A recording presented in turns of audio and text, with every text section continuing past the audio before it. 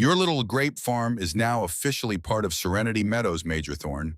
That'll be $5,000 for the annexation fee, plus another $200 in monthly dues. Welcome to the neighborhood. The voice, a grating mix of saccharine condescension and iron-fisted authority, belonged to Karen Miller, the self-appointed queen of the adjacent subdivision. She stood there on my land, a plus-sized woman poured into a lurid pink tracksuit that strained at every seam, her face a mask of smug satisfaction. Beside her, a flimsy metal sign on a single post had been hammered into the soft earth of my vineyard's border, proclaiming in sterile blue letters, "Serenity Meadows Estates, a better way of living." My way of living, it seemed, was about to be forcibly improved. I looked from the sign, a flag of occupation planted in my soil, to the golf cart she'd used to trundle her way 100 yards past the actual property line, its tires leaving smug little tracks in the dew-covered grass between my rows of fledgling Cabernet Sauvignon vines. Then I looked at the invoice she was holding out, a crisp white sheet of paper that felt more like a declaration of war. My retirement, the peace I had earned over 30 years in the Army Corps of Engineers, the legacy I was building for my children on land that had been in my family for a century, was being threatened by a woman whose only claim to power was a clipboard in an unelected position on a neighborhood committee. This was the moment I realized my fight for peace wasn't over. It had just moved to a different battlefield. If you know what it's like to have your sanctuary threatened, to have someone with a petty title try to bulldoze your life, hit that subscribe button and let me know in the comments where you are watching from or what your own HOA nightmare was. My war had just begun, and the first casualty was going to be her delusion of power. The land itself was the only thing that had ever truly felt like mine. Not a temporary posting, not a government-issued quarter, but 100 acres of rolling Virginia hills that my great-grandfather had bought for a song after the Great War. He'd farmed it, my grandfather had farmed it, and my father, a high school history teacher, had leased it out to a local cattleman, always dreaming of the day he'd retire and plant the orchard he never got to. When he passed, he left it to me, his only son, with a simple note: "Make something beautiful, Jack." For 30 years, while I was building bridges and airfields in places most people couldn't find on a map, that note was folded in my wallet, a promise I intended to keep. When I retired with the rank of major, I came home. My wife, Sarah, and I didn't want a quiet life of golf and early bird specials. We wanted to build something that would last, something that would bring our family together. The idea of a vineyard took root, a place where our kids, and hopefully their kids, would come to harvest grapes, to bottle wine, to sit on the porch of the new farmhouse we built and watch the sunset paint the Blue Ridge Mountains in shades of purple and gold. The first 5 years were brutal, honest work. I cleared the land my father had let go fallow, amended the soil, and studied viticulture with the same intensity I had once studied structural engineering. I laid out the rows with laser precision, a habit from my Corps days, ensuring optimal sun exposure and drainage. I planted the rootstock myself, thousands of them, my hands raw and my back aching in a way that felt more satisfying than any commendation I'd ever received. The land was not, and had never been, part of Serenity Meadows Estates. The subdivision was a recent addition, a cancer of beige McMansions that had metastasized on the old Henderson farm 10 years ago. I'd watched it grow from a distance, a sea of identical houses with perfectly manicured, chemically green lawns, governed by a thick book of covenants that dictated everything from the color of your front door to the breed of mod you were allowed to own. My property was separated from them by a clear, legally defined boundary marked by a county road and a line of ancient, gnarled oak trees. My deed was ironclad, the surveys triple-checked. I was an island of agricultural reality next to their ocean of suburban fantasy, and that's exactly how I liked it. My first encounter with Karen Miller had been a year prior. She'd rolled up in her golf cart then, too, to inform me that the rustic, split-rail fence I was installing along my property line, the one facing her precious subdivision, was not in keeping with the aesthetic of the community. I had politely informed her that my property was not part of her community, aesthetically or legally, and that the fence was on my side of the line. She had sniffed, made a note on her clipboard, and driven off in a huff. I thought that was the end of it. I was wrong. It was a failure of intelligence. I had underestimated my enemy. Now, looking at the ridiculous sign and the fraudulent invoice, I realized her ambition had grown. It wasn't enough to control the beige houses. She wanted to expand her empire. She wanted my 100 acres of history and hard work to become a new wing of her kingdom, another source of dues to fund her projects, and another territory to rule with her clipboard. The annexation fee was pure extortion. The dues were a tribute to a queen I hadn't elected. She was still holding the paper out, a slight tremor of impatience in her hand. "Well," she prompted, her voice dripping with the assumption of my immediate compliance. I took a slow, deliberate breath, the way I learned to do when a convoy was late or a bridge design was failing. I met her gaze, my own calm and steady. "Karen, I said, my voice quiet but carrying the weight of finality. "Get off my property. Take your sign with you. And if you or anyone from your HOA ever sets foot on my land again, without my express written permission, I will have you charged with trespassing." Her face went through a rapid series of transformations, from smug certainty to confusion, then to outrage. Her mouth opened and closed like a gasping fish. "You can't talk to me like that. I am the president of the Serenity Meadows Homeowners Association. This property is now under our jurisdiction according to the revised community charter. Section 4, paragraph B." I almost laughed. Revised by whom? Her? Approved by a county that had no idea? It was bureaucratic theater, a Potemkin village of legal jargon she'd constructed in her own mind. "This is not your jurisdiction," I stated, not as an argument, but as a fact. "This is Thorn land. It has been for 100 years. Now leave." I turned my back on her, a calculated dismissal, and walked toward the imposter sign. I gripped the cool metal post and pulled it from the ground with a single satisfying tug, the earth sighing as it came free. I walked back to her golf cart, the sign in my hand, and laid it across the passenger seat. Then I looked at her, my face unreadable. "There's been a mistake," I said, my voice still dangerously calm. "You seem to have misplaced this. Don't let it happen again." For a moment, I thought she might actually explode. Her face was a blotchy, furious red. But my absolute lack of fear, my refusal to engage in her fantasy of power, seemed to short-circuit her brain. She sputtered, snatched the invoice back, and slammed her foot on the golf cart's accelerator, peeling away with a whine of an underpowered electric motor. I stood there for a long time, watching her retreat, the ridiculous pink tracksuit a fading beacon of absurdity. The battle was over, but the war, I knew, had just been declared. I went inside and pulled out a fresh legal pad. At the time, I wrote a single name, Karen Miller. Below it, I drew a line. It was time to start a file. My first calls weren't to a lawyer or the police. My first calls were to the county clerk's office and the land registry. In the core, the first step to any successful operation was reconnaissance. You don't charge a hill until you know what's on the other side. I needed maps, deeds, and bylaws. I needed to understand the legal terrain before I could plan my counter-assault. The woman at the clerk's office, a kindly lady named Marge with a voice like warm honey, was immensely helpful. I explained I was a landowner verifying my property lines in response to a discrepancy with a neighboring HOA. I didn't mention annexation or extortion. I kept my tone neutral, that of a diligent property owner doing his due diligence. "Oh, you mean Serenity Meadows?" she'd said, a hint of weary amusement in her voice. "We get calls about them. Let me pull your parcel information, Mr. Thorne." Over the next hour, she patiently walked me through my property's history, confirming every boundary line, every easement, every survey marker going back to 1922. It was exactly as I knew it. My 100 acres were a distinct, unincorporated parcel, zoned for agriculture, and in no way legally attached to the residential PUD, planned unit development. That was Serenity Meadows. Then I asked the critical question. Has there been any recent filing, any petition or charter amendment from that HOA that would alter the boundaries of their district to include my parcel?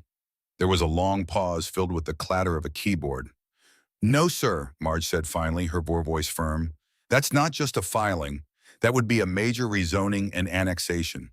It would require petitions, public hearings, a vote from the Board of Supervisors. It's a huge process." months, maybe years. And the county would have notified you at every step as the primary stakeholder. There is absolutely nothing on file here. Your property is yours, and theirs is theirs. The line is clear as day on the official plat. That was my first piece of ammunition. Karen's revised community charter, Section 4, Paragraph B, was a complete fabrication. She was attempting to govern by decree, armed with nothing more than a printer and a surplus of audacity. My next step was to get my hands on the HOA's actual governing documents. This proved more difficult. I drove to the community clubhouse, a beige, oversized building that served as Karen's throne room, under the pretense of being a prospective buyer interested in the neighborhood. The receptionist, a young woman who looked bored to tears, handed me a glossy brochure. When I asked for a copy of the covenants, conditions, and restrictions, CC&Rs, she looked at me like I'd asked for the nuclear launch codes. "That's for homeowners only," she said flatly. I retreated, but I had another vector of attack. I remembered a casual conversation I'd had months ago with one of my few friendly neighbors from the subdivision, a retired airline pilot named Frank. He'd been walking his golden retriever along the county road and had stopped to admire my vines. We chatted for a few minutes, complaining about the weather and the price of gas. I remembered him mentioning, with a roll of his eyes, the HOA's endless rules. I found his number in the local directory and gave him a call. "Frank, it's Jack Thorne, the guy with the Vineyard." "Hey, Jack, how are the grapes?" he said, his voice friendly. I got straight to the point. "Frank, I need a favor. I need a copy of your HOA's CC&Rs and any recent newsletters or communications from the board. I'm having a little disagreement with your president." There was a knowing sigh on the other end of the line. "Say no more. You're having a Karen problem." "You could say that."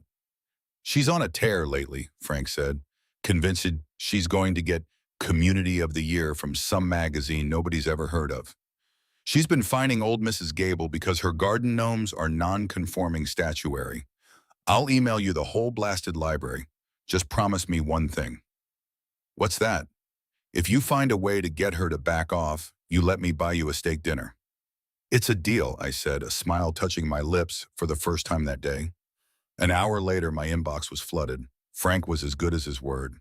He'd sent me everything. The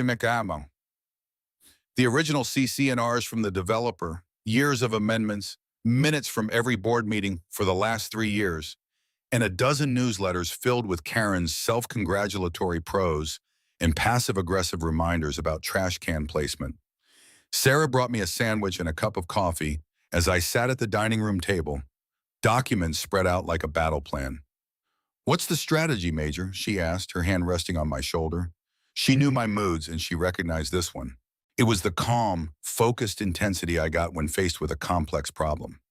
"The strategy," I said, pointing to a highlighted passage in the meeting minutes, "is to let the enemy expose her own weaknesses.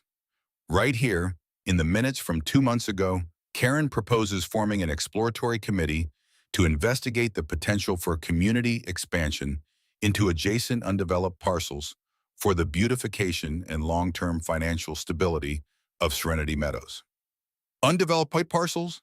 "She means you," Sarah said, her voice tight with anger. "She means me," I confirmed. And here I pointed to another document, the latest newsletter. The President's Corner.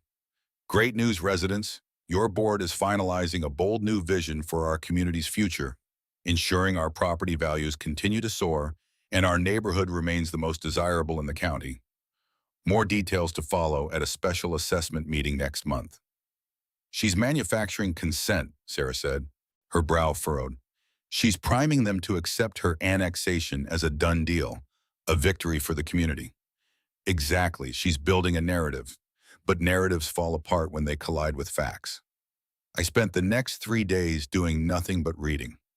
I cross-referenced the bylaws with state property laws. I highlighted every instance of Karen overstepping her authority, every procedural violation, every vaguely worded clause she was trying to twist to her own ends. The picture that emerged was of a woman who had been given a small amount of power and had become utterly intoxicated by it. The HOA was her personal fiefdom, and the residents were her subjects.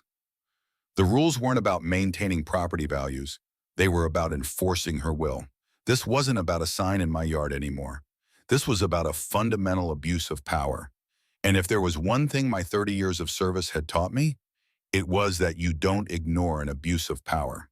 You confront it, you document it, and you dismantle it piece by piece. The first official salvo from Karen's camp arrived a week later via certified mail. It was a thick envelope with the Serenity Meadows logo embossed in the corner.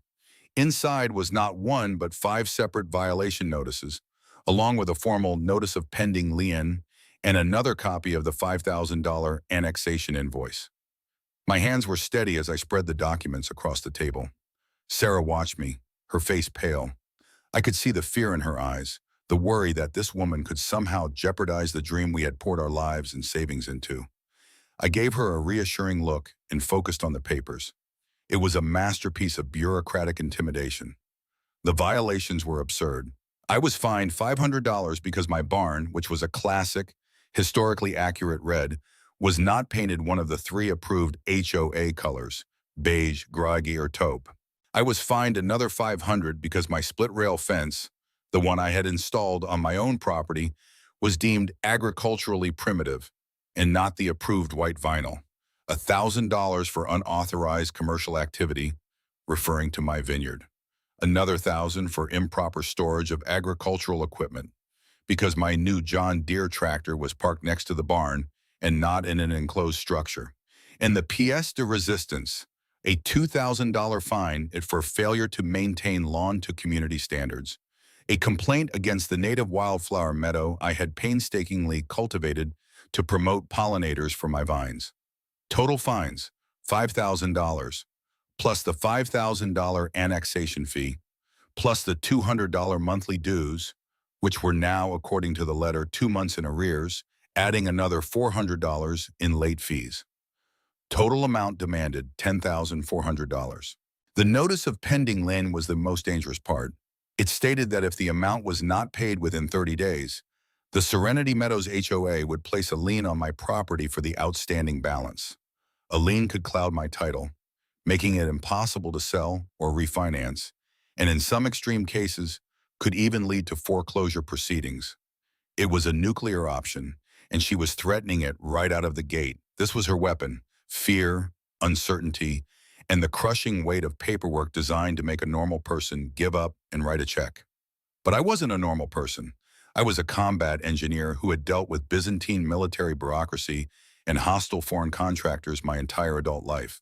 This was just another form of asymmetric warfare. I started 3 new folders, one for each category of attack: fraudulent fines, illegal lien threat, and extortion/annexation. Into each, I placed the relevant documents. Then I took high-resolution photographs of each paper, front and back, and uploaded them to a secure cloud server, creating a digital trail. My next step was documentation of the violations themselves. I took out my survey map, a copy of the official county plat, and a high-quality digital camera with a GPS function. I spent the entire afternoon walking my property. At the barn, I took a photo that clearly showed its location, hundreds of feet inside my property line, with the beige houses of Serenity Meadows visible in the distant background. I took a close-up of the paint, then a photo of the historical preservation guide for our county that recommended exactly this shade of red for traditional farm buildings. For the fence, I photographed the survey markers, showing the fence was a full 2 feet inside my boundary. For the tractor, I photographed it next to the barn, then included a page from my farm management plan outlining equipment rotation. For the lawn I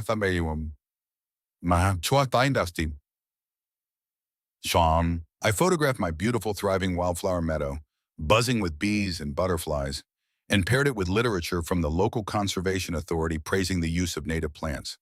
Every accusation, I met with a mountain of countervailing evidence.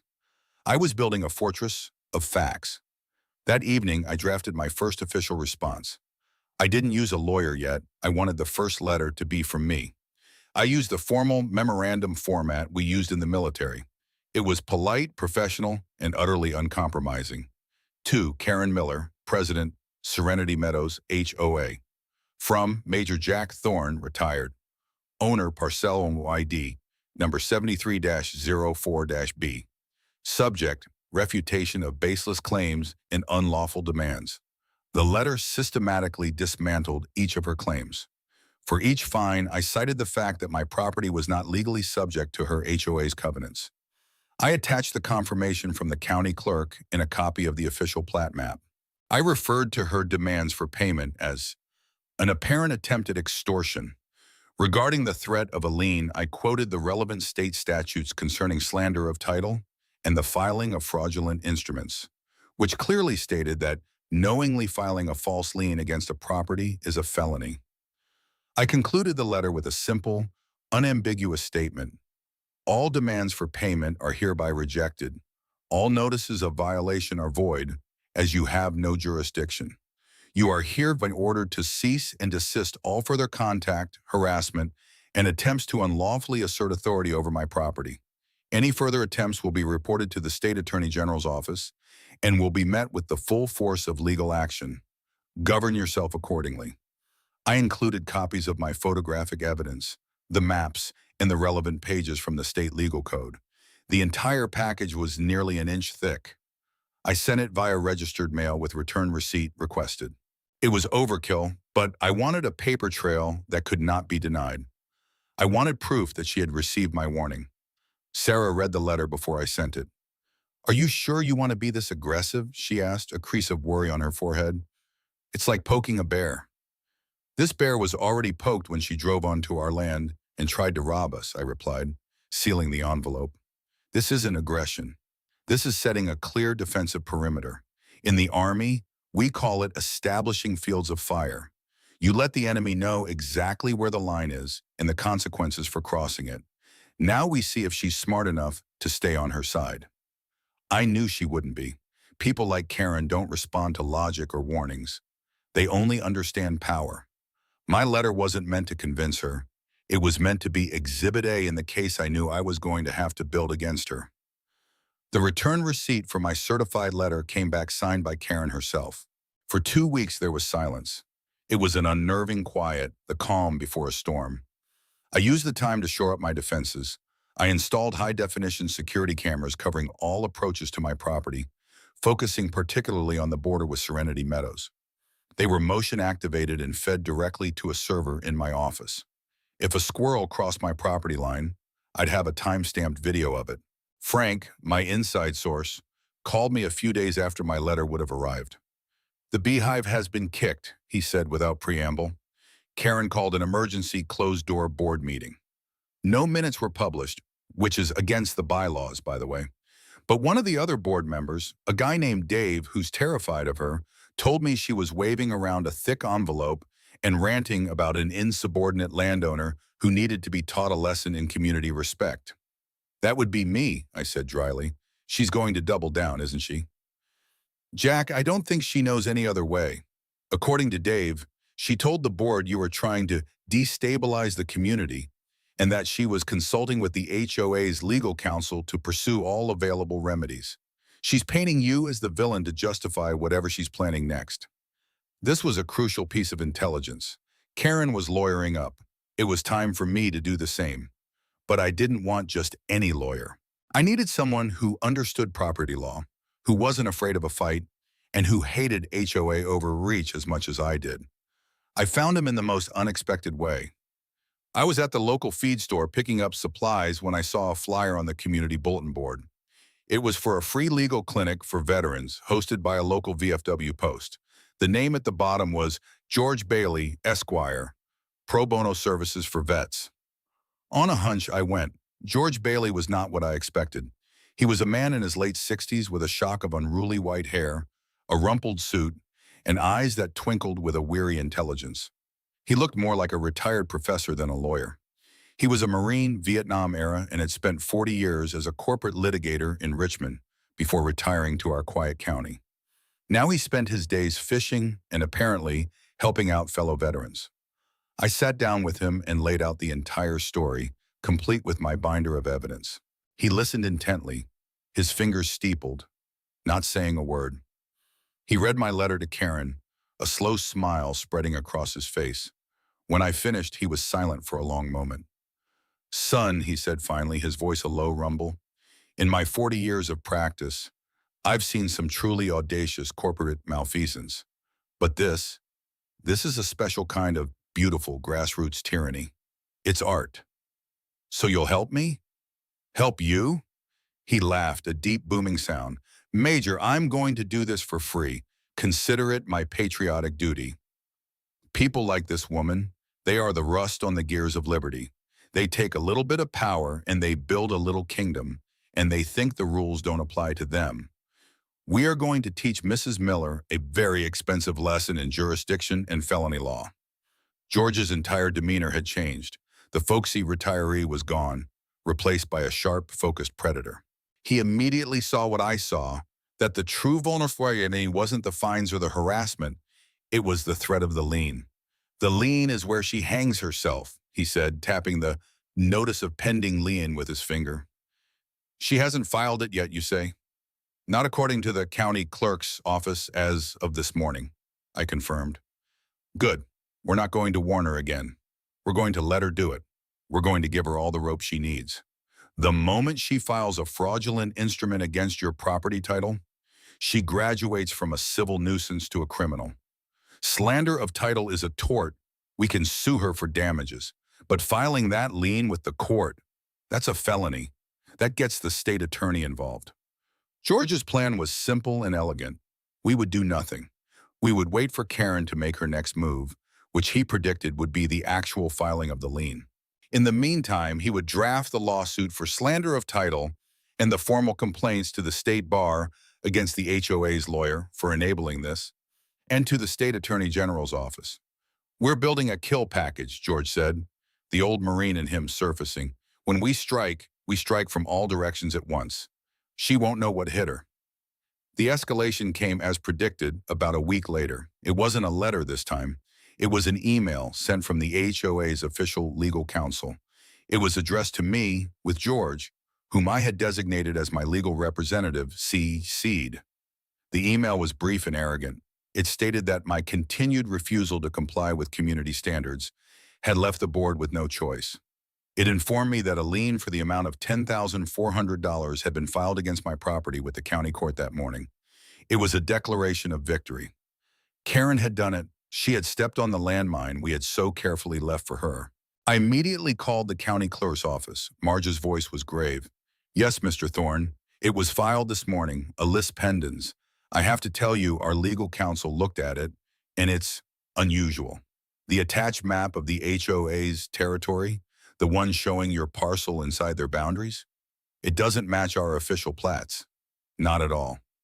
Can you email me a scanned copy of the entire filing, Marge? I already did, she said. Sent it to that lawyer of yours, Mr. Bailey, about 10 minutes ago. He called right after it came across the wire. Sounded mighty pleased about something. I hung up and called George. He picked up on the first ring. It's Christmas morning, Major, he said, his voice giddy with legal bloodlust. She didn't just file a lien. She filed a lien supported by a falsified map. She submitted a fraudulent document to a court of record. This is better than I could have possibly hoped for. What's our next move? I asked. Now? Now we let her enjoy her victory for a few days. Let her brag about it in her next newsletter. Let her feel secure. And then he paused for dramatic effect. We unleash the hounds of justice. The next 2 days were a strange mix of anxiety and anticipation. Karen, feeling empowered, escalated her harassment. She sent a letter to my grape supplier, a small nursery in Northern California, informing them that my property was in legal dispute and that any business conducted with me was at their own risk. She called the county zoning office and filed a series of anonymous, baseless complaints against me for running an unlicensed industrial operation. The zoning officer, a man I'd spent 6 months working with to get my farm plan approved, called me to give me a heads up. Don't worry, Jack, he said. We know what's going on. We've told her to file any future complaints through official channels with her name attached, not from a burner email. I think we've heard the last of that. But Karen wasn't finished. Her final act of hubris was the announcement, posted on the Serenity Meadows community bulletin board and captured by Frank's ever-present phone camera, of a special HOA meeting and community victory celebration. The agenda was simple. 1. Ratification of the Thorn parcel annexation. 2. Discussion of future use for the newly acquired community green space. 3. Light refreshments. The meeting was in 1 week. She's throwing herself a victory party, I told George over the phone. Oh, this is perfect, he crowed. A public meeting, a room full of witnesses. Major, it's time to prepare your presentation. We're going to turn her victory party into a public trial. The week leading up to the victory celebration was a blur of strategic preparation. George and I huddled in my office for hours, surrounded by maps, documents, and legal statutes. This wasn't just about defending myself anymore. It was about launching a decisive counteroffensive. George's strategy was brilliant in its simplicity. We would let Karen conduct her own prosecution. She would be the star witness against herself. Our role was to simply provide the stage, the lighting, and the evidence for the grand finale. The first part of the plan involved expanding our alliance. George had put out feelers through his network and discovered several other homeowners who had been railroaded by Karen and the HOA's law firm in the past. There was Mrs. Gable, the elderly widow who had been fined into oblivion over her garden gnomes and had been forced to take out a reverse mortgage to pay the HOA's legal fees.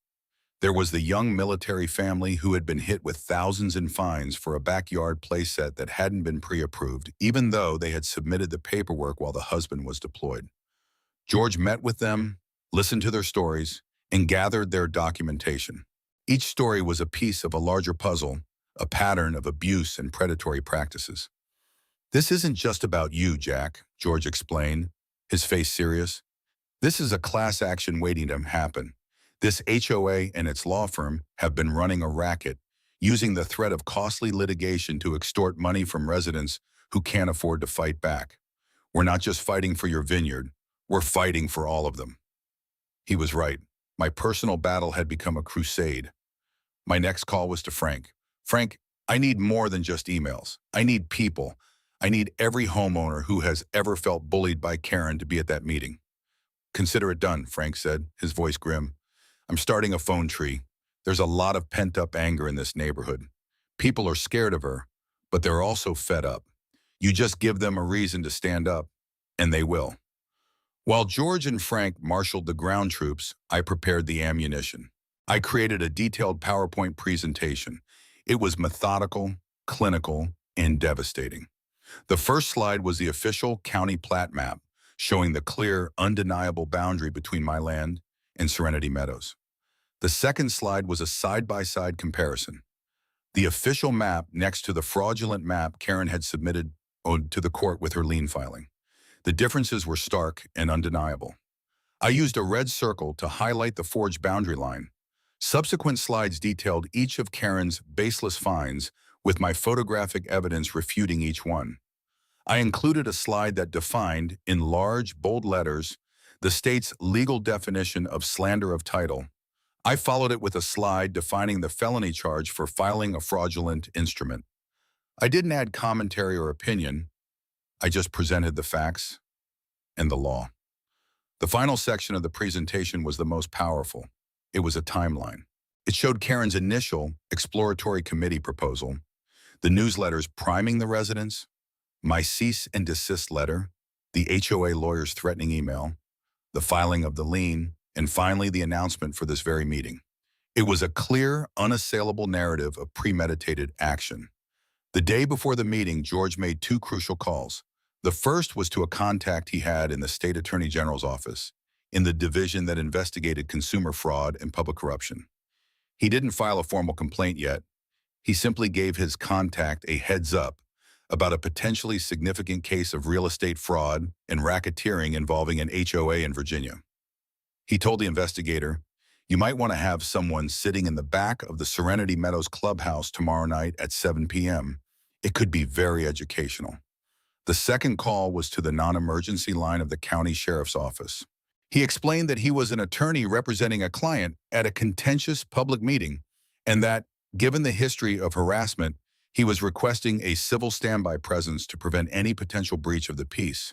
He made it clear they weren't needed for enforcement, just to be a visible, calming presence. The trap was set, all the pieces were in place. As the sun began to set on the day of the meeting, Sarah stood with me on the porch, looking out at the vineyard. "Are you ready for this?" she asked, her voice quiet. "I am," I said, taking her hand. "Whatever happens, we built this together, and no one is taking it away from us." I put on a crisp blue blazer, the closest thing I had to a uniform now, and slipped my presentation remote into my pocket. George picked me up in his sensible sedan. In the back seat were Mrs. Gable and her son, and the young couple with the playset problem. We were a small, determined army rolling into enemy territory. As we pulled up to the clubhouse, we saw the sheriff's cruiser parked discreetly at the far end of the lot. Frank was standing by the door, and he gave us a subtle nod. The parking lot was fuller than I'd ever seen it. Frank's phone tree had worked. The community room was packed. The air was thick with a mixture of stale coffee, cheap perfume, and nervous tension. At the front of the room, on a small dais, sat Karen and the other four board members. Karen was beaming, wearing a garish sequined jacket, the conquering hero soaking in the adoration of her subjects. She saw me walk in with George and the others, and a flicker of annoyance crossed her face. But it was quickly replaced by a smug smirk. She probably thought I was here to beg for mercy. The meeting began with Karen welcoming everyone to the historic occasion. She spoke for 20 minutes, her voice ringing with self-congratulation.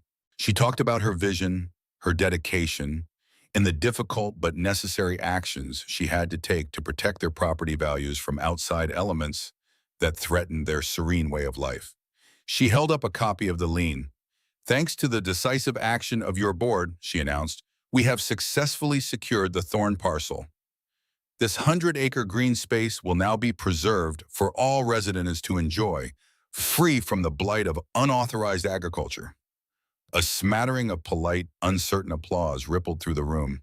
She hadn't even given them a chance to vote on the ratification yet. She was presenting it as a fait accompli. "Now," she said, her eyes finding me in the crowd, "I believe Mr. Thorn is here. Perhaps he has some final thoughts before the board votes to formally ratify the annexation." All eyes turned to me. This was it, the moment of truth. I stood up, my face calm, and walked to the front of the room, my binder in my hand. "Thank you, Madam President," I said, my voice steady and clear. "I do have a few thoughts, and with your permission, I've prepared a short presentation." I nodded to Frank, who was standing by the projector. He hit the switch. My first slide, the official county plat map, filled the screen behind Karena's head. Her smile faltered. The show was about to begin. The image of the official county map, with its clear, bold lines separating my farm from Serenity Meadows, hung in the air behind Karen. A low murmur rippled through the crowded room. Karen, momentarily flustered, tried to regain control. "An interesting picture, Mr. Thorne, but as our residents know, boundaries can be updated. Our new charter reflects the updated reality." "An interesting theory, Mrs. Miller," I said, my voice amplified by the room's surprisingly good acoustics. I clicked the remote in my hand. The slide changed. Now, the screen showed the side-by-side comparison. The official, legally recorded plat map on the left, and the doctored map she had submitted to the court on the right. I had used a bright red pulsating circle to highlight the fraudulent boundary lines she had invented. The murmur in the room grew louder. People were pointing, leaning in to whisper to their neighbors. "The map on the left," I explained, my tone that of a calm instructor, "is the official legal plat map of this county on file at the clerk's office. The map on the right was submitted to the county court yesterday by your HOA under your signature, Mrs. Miller, as evidence to support a lien against my property." I let that sink in for a moment. I could see the other board members shifting uncomfortably in their seats, looking at Karen with newfound uncertainty. Her face had gone from smug to pale. "This action," I continued, clicking to the next slide, which displayed the text of the state law, "is known as slander of title. It is a civil offense where one party knowingly and maliciously publishes false information about another's property rights, causing financial harm." I clicked again. "And this," I said, as the definition for filing a fraudulent instrument appeared in large, stark letters, "is a Class 6 felony in the Commonwealth of Virginia. It involves knowingly presenting a forged or fraudulent document to a court of record. The penalties include 1 to 5 years in prison." A collective gasp went through the room. The word felony hung in the air like a toxic cloud. Karen shot to her feet. This is an outrage. You can't come in here and make these wild accusations. Our lawyers approved this. This is a private community matter. It stopped being a private matter, Mrs. Miller, the moment you filed a fraudulent document with a public court. George's booming voice cut through the chaos. He stood up from his seat in the front row. My name is George Bailey. I'm Major Thorne's legal counsel, and I can assure you and the HOA's counsel, who I see cowering in the back, that we will be pursuing full damages for slander of title. Furthermore, he looked around the room, making eye contact with the residents. We have already prepared a formal complaint to the State Attorney General's office regarding a pattern of racketeering and predatory practices by this HOA's leadership. On cue, Mrs. Gable, a tiny, frail-looking woman with the heart of a lion, stood up. Her voice trembled, but it was clear. She's right, she said, pointing a shaking finger at Karen. She fined me $3,000 because my late husband's garden gnomes were an inch too tall. She threatened me with a lien until I paid her law firm $10,000.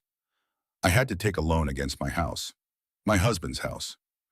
Then the young military wife stood up, her husband in his service uniform beside her. She did the same to us, over a playset for our children. We were fined $5,000 while I was deployed, the husband said, his voice tight with controlled fury. We were told to pay or they would foreclose. Suddenly, the dam broke. One by one, residents started standing up, shouting out their own stories. Fines for the wrong shade of mailbox paint. Fines for leaving a garbage can out for 2 hours too long. Threats, liens, and endless, crushing legal fees. The meeting had devolved into a full-blown insurrection. Karen was frantically banging her rifle, her face a mask of disbelief and fury. Order! Order! This is not on the agenda. You are all out of order. But no one was listening to her anymore. The power she had so carefully cultivated had evaporated in the space of 10 minutes. Frank, my man on the inside, walked to the front and took the microphone from the podium. I believe a motion is in order, he announced, his voice steady and calm. I, Frank Miller, a resident in good standing, move for an immediate vote of no confidence in our president, Karen Miller, and the entire current board. A chorus of aye and seconded erupted from the crowd. Karen's face was a mixture of purple and red. You can't do that. It's not a valid motion. I adjourn this meeting, she shrieked, grabbing her papers. It was at that precise moment that two figures who had been standing quietly at the back of the room began to walk forward. One was the sheriff's deputy I had seen in the parking lot. The other was a man in a plain suit, his face impassive. He held up a badge and a business card to George as he passed.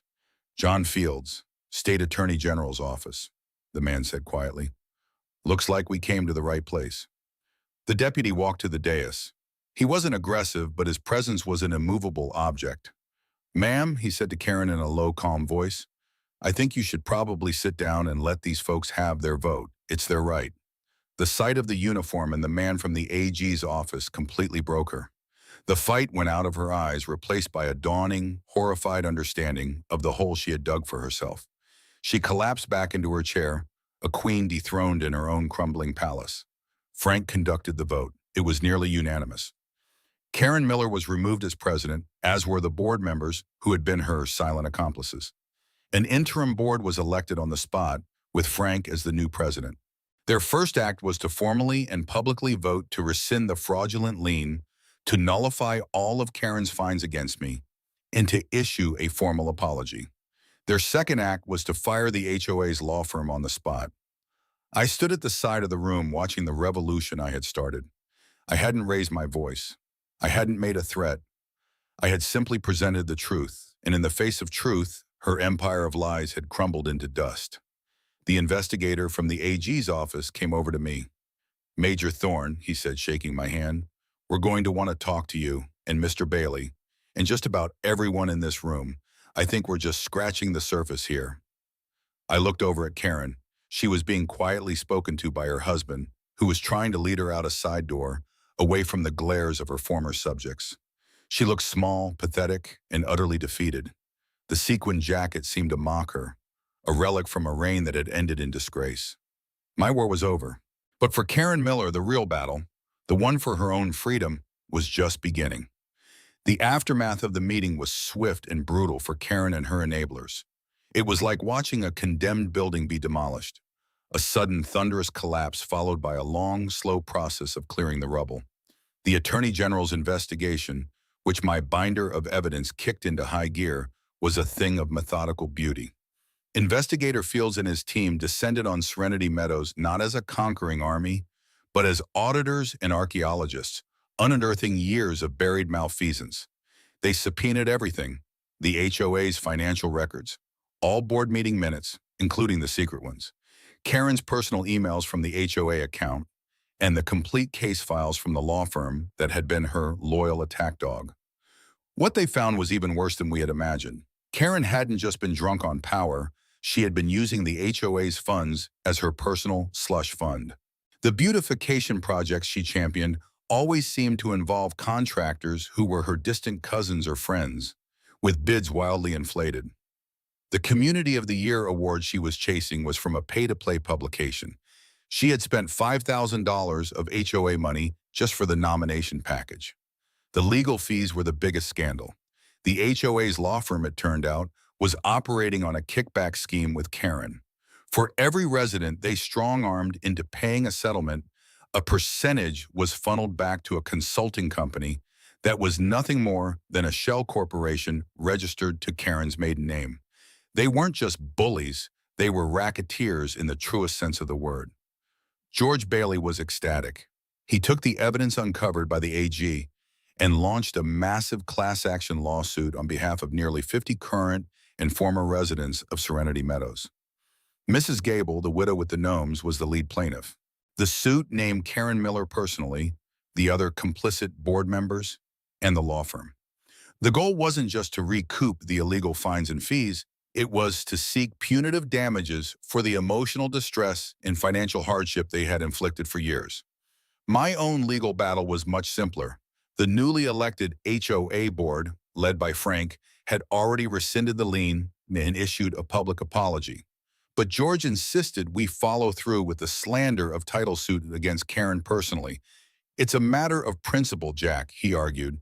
We have to establish a clear legal precedent that this kind of behavior has severe personal consequences. We settled for a symbolic $1 in damages, but the real victory was in the permanent injunction we won, legally barring Karen from ever holding a position on any HOA board in the state of Virginia for the rest of her life. It was a fitting end to her reign of terror, a lifetime banishment from the only world where she had ever felt powerful. The criminal charges came down about 6 months after the fateful meeting. The grand jury handed up indictments for Karen and 2 of the partners at the law firm. Karen was charged with felony filing of a fraudulent instrument, multiple counts of embezzlement, and conspiracy. Faced with the mountain of evidence and the testimony of her former neighbors, she took a plea deal. She pleaded guilty to the felony fraud and 1 count of embezzlement. The other charges were dropped in exchange for her full cooperation in the case against the law firm. I didn't attend her sentencing, but Frank did. He told me the courtroom was packed with Serenity Meadows residents. Karen, no longer in her power tracksuits or sequin jackets, looked like a shell of her former self. She wept as she apologized to the community, but Frank said the tears seemed to be for herself, not for the people she had harmed. The judge was not moved. He sentenced her to 2 years in state prison, with another 3 years of supervised probation.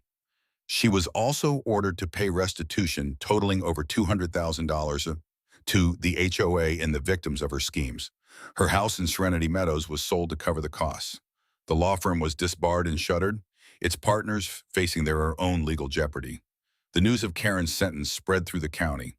My disagreement had become something of a local legend, but the most significant impact was yet to come. George and I, emboldened by our victory, realized that the problem was systemic. The state laws governing HOAs were too vague, leaving too much room for abuse by petty tyrants like Karen. We decided to take our fight to the state capitol. George, with his years of lobbying experience, knew exactly who to call. I, as the plain-spoken veteran and landowner, became the face of the issue. We met with our state delegate, a young, ambitious politician who immediately saw the potential for a popular piece of good government legislation. I testified before a state legislative committee. I didn't bring a fancy presentation this time. I just brought my story. I told them about the sign hammered into my land, the fraudulent fines, the falsified map. I told them about Mrs. Gable's gnomes and the deployed soldier's playset. I explained how a simple desire to build a life on my family's land had nearly been destroyed by an out-of-control HOA with no oversight. Power without accountability, I concluded, is the definition of tyranny, whether it's in a nation's capital or a neighborhood clubhouse. The story resonated. Other citizens from across the state came forward with their own HOA horror stories. The media picked it up.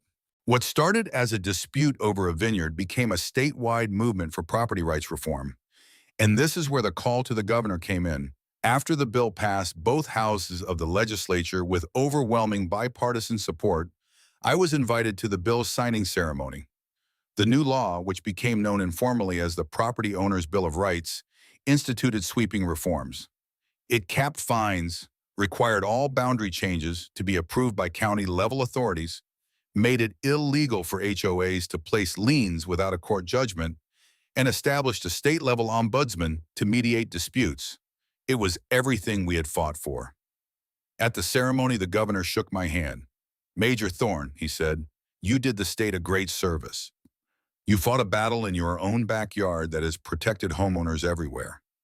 I just nodded, feeling a sense of profound, quiet satisfaction. I hadn't sought this fight, but by standing my ground, I had not only protected my own land, but had helped ensure that no one else would have to endure what I had. The war was well and truly over. It's been 3 years since Karen Miller's reign came to its spectacular end. The changes, both on my land and in the community next door, are profound. My vineyard is no longer a collection of fledgling vines. It's a thriving enterprise.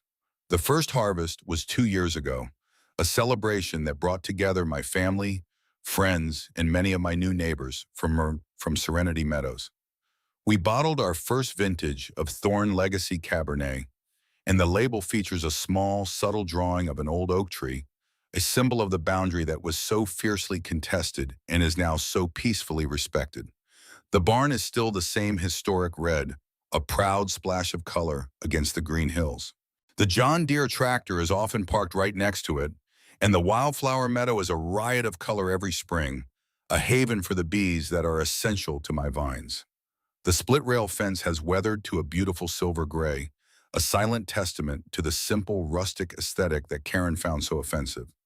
It no longer feels like a defensive wall, but a welcoming embrace, a line that separates but does not divide. From my porch, I can still see the houses of Serenity Meadows, but they look different now. Under Frank's sensible leadership, the community has transformed. The thick book of covenants was revised, stripped of its most draconian and ridiculous rules. The color palette for front doors was expanded. Garden gnomes and backyard playsets made a triumphant return. The focus shifted from punitive enforcement to community building. They now have a community garden, a book club, and an annual block party to which I am always invited. The beige has started to give way to a bit more color, a bit more life. Frank and I have that steak dinner he promised me at least once a month. We sit at the local tavern and talk about everything from Great Blight to his grandkids.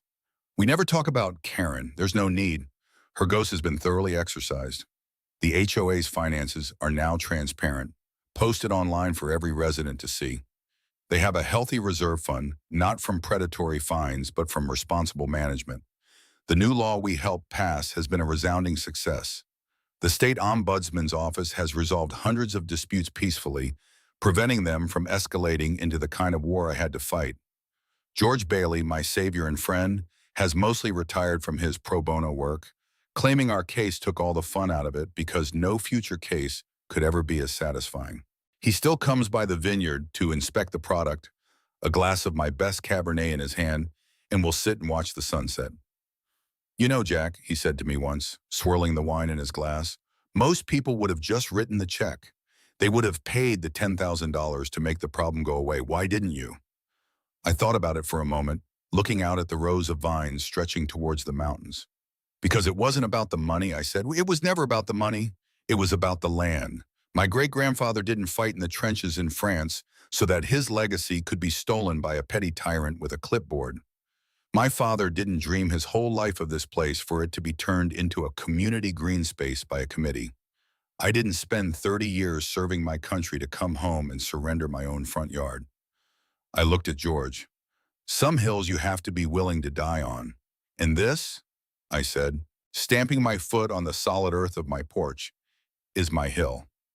The most symbolic victory, however, is a small personal one.